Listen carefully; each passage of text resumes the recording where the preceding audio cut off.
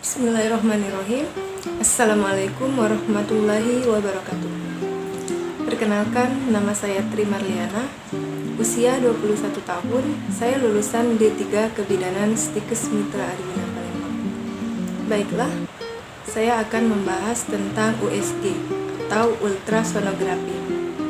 Pemeriksaan USG ini sering dilakukan dokter untuk mendiagnosis suatu penyakit, bahkan pada kehamilan. Pemeriksaan USG ini cukup wajib dilakukan. USG atau ultrasonografi merupakan pemeriksaan penunjang yang sering dilakukan oleh dokter.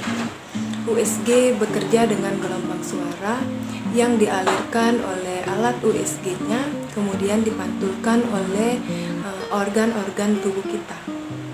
Pada kehamilan, USG ternyata sangat penting. USG bisa mendeteksi kondisi janin, usia kehamilan, kondisi plasenta, air ketuban, dan lain sebagainya. Pemeriksaan USG ini ternyata ada beberapa macam, yaitu pemeriksaan USG 2 dimensi, 3 dimensi, 4 dimensi, dan 5 dimensi. Namun pada prinsipnya pemeriksaan USG ini sama, yaitu tergantung pada operatornya. Jika operatornya ahli dalam mengoperasikan alat USG, dengan USG 2 dimensi sebenarnya sudah cukup jelas untuk mendeteksi kehamilan pada ibu. Jika ibu hamil sudah terdeteksi dengan alat tespek, misalnya ibu hamil telat 1 minggu, kemudian ibu melakukan tespek dan hasil tespek tersebut positif, ditandai dengan adanya 2 garis merah, maka sebaiknya ibu segera melakukan USG. USG ini bisa dilakukan kapan saja, ketika ibu sudah menemukan tespeknya positif. Idealnya melakukan USG ini pada 4 minggu pertama kehamilan, di mana 4 minggu sampai 5 minggu pertama kehamilan biasanya baru terlihat kantung kehamilan.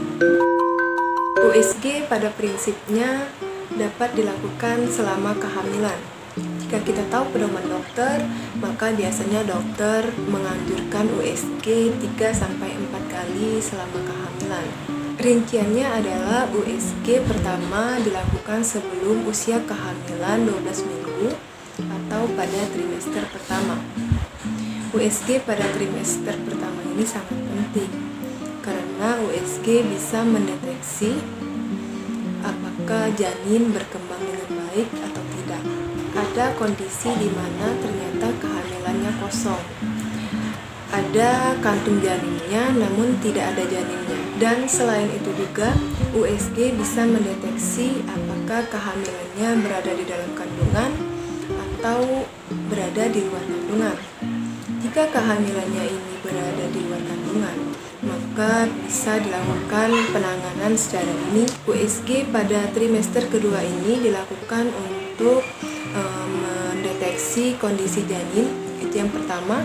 Kemudian yang kedua, untuk mendeteksi kelainan-kelainan yang mungkin muncul, seperti kecacatan atau mungkin kelainan yang lain dan sebagainya. Pada trimester ketiga atau kurang dari 36 minggu, USG dilakukan untuk mengecek atau mendeteksi plasenta, di mana ada suatu kasus yaitu plasenta menutupi jalan lahir atau sering disebut dengan plasenta previa. Kemudian untuk usia kehamilan lebih dari 36 minggu perlu dilakukannya USG, yaitu untuk mengecek kondisi kehamilan, kemudian kondisi janin, perkiraan kelahiran janin, kemudian untuk mengecek air ketuban, apakah dalam keadaan normal atau tidak. Karena jika air ketubannya kurang atau sedikit pada kehamilan yang sudah besar, perlu dilakukan penanganan. Maka dari itu, USG ini sebaiknya rutin ibu hamil lakukan minimal 3-4 kali pemeriksaan supaya kehamilan terkontrol, janin terkontrol, dan tentunya penyakit dari ibu ibu bisa dilakukan penanganan secara demikianlah yang dapat saya sampaikan mengenai USG atau ultrasonografi. Lebih dan kurang saya mohon maaf. Kepada Allah kita semua mohon ampunan. Saya akhiri. Wabillahi taufiq wal hidayah. Wassalamualaikum warahmatullahi wabarakatuh.